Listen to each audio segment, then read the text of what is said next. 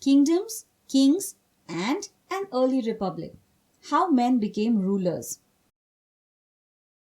The Rajas. Rajas were kings, the leaders of the kingdom, a very large group of people. In some kingdoms, the Raja was chosen by the people, kind of like the elections we have today.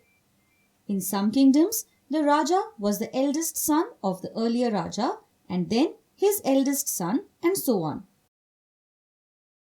In some kingdoms, a powerful man performed a big ritual or a Yagna and then was accepted as king by the people. The Yagna. The Yagna was a way of showing the people in the kingdom and in the neighboring kingdoms how much power this man had. One such Yagna was the Ashwamedha or horse sacrifice.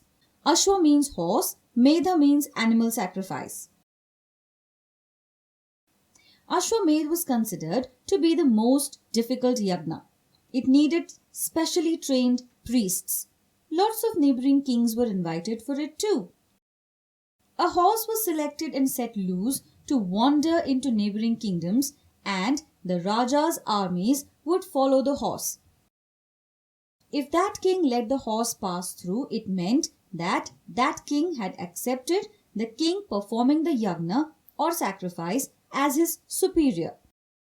If that king did not want to accept the king performing the sacrifice as his superior, then he had to stop the horse.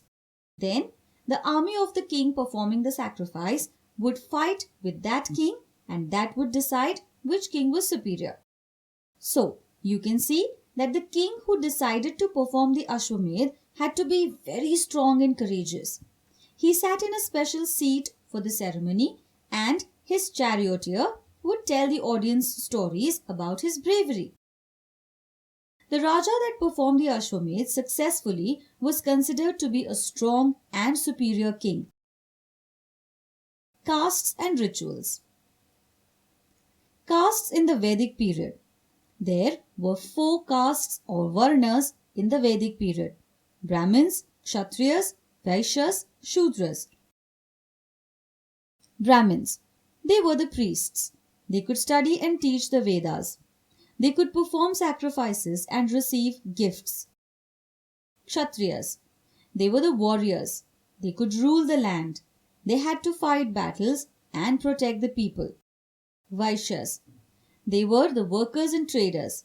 They were expected to do farming, craft, trade, etc. Shudras. They were the servers. They were expected to serve the people of the other 3 castes. Many times, women were considered Shudras too. Kshatriyas and Vaishyas were allowed to perform sacrifices. Women and Shudras were not allowed to even study the Vedas. The Brahmins considered themselves to be the most superior caste.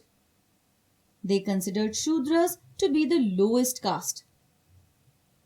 Some Kshatriyas did not accept this. They thought as rulers they were superior. Later, people who buried others, hunted, tribals, etc. were all considered to be Shudras. Over time, Shudras began to be considered as untouchables. The Brahmins decided that a baby's caste would be the same as its father's. Some people felt that fixing caste like this was wrong. Some people felt that making groups of people like this itself based on occupations was wrong. They felt that all were equal. Anyone should be allowed to study the Vedas.